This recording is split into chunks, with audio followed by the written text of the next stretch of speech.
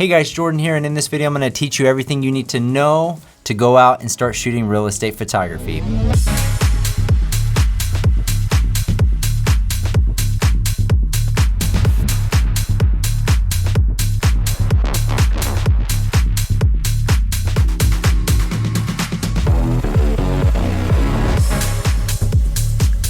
So before I dive into it, a little bit about myself. I started shooting real estate photography almost 10 years ago.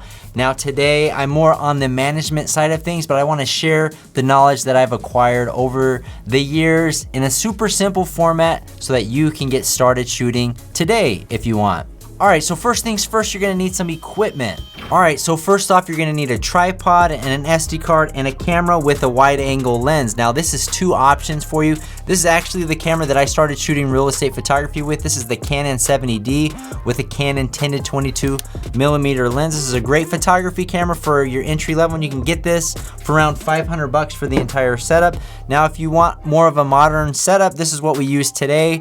This is the Sony a7 IV with the 16 to 35 power zoom lens. Now this setup is a little bit more expensive at around $3,000. So depending on what your budget is, these are two great camera options. This one is great for both photography and video and will be great for years to come. But if you need to start on a budget, this is a great option for you. All right, now I wrote down some notes from a settings perspective. Now I recommend shooting brackets if you're just getting started. HDR, shoot -3, 0, and +3.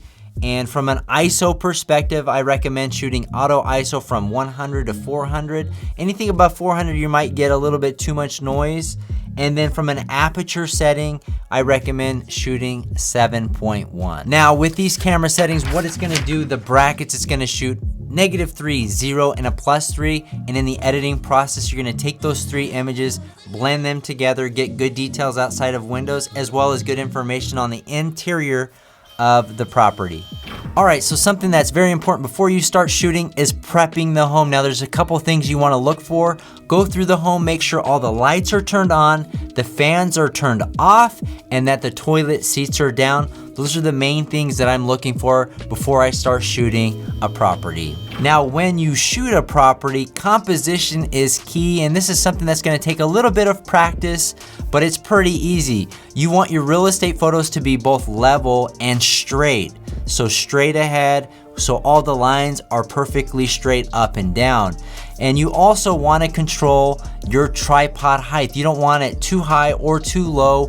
Typically, from a rule of thumb for me, you wanna see a little bit more flooring than ceiling. And lastly, let me talk about the shot list. I recommend taking 3 pictures of the front and then shooting 4 to 5 photos of the kitchen. You get 3 to 5 on main living areas. Then the master bedroom and bath, which you'll shoot 3 to 4 of those. And then secondary bedrooms and bathrooms, 2 to 3 is usually sufficient. And then once you're finished with the interior, go out back, usually 4 to 5 photos of the backyard, starting at the porch and then working your way around. So once you get back to your computer, make sure you transfer all your raw images to your computer, load them up in Lightroom, and first things first, you'll wanna select all your images, right click, go to stacking, and auto stack by capture time. Typically 3 seconds is gonna be sufficient to stack all your images. All right, so once you have all your photos stacked into stacks of 3, you'll wanna right click, go to photo merge, and then select HDR. And what that's gonna do is gonna take all 3 of those images and blend them together and spit out an HDR image. So then you take that HDR image and you edit to your liking. So once you're done editing, you'll just export them, and I typically recommend labeling your folder the property address and as well as the file names to the street name of that property. All right, so once you've exported your images, just deliver them to your customers, and that's it, you're done.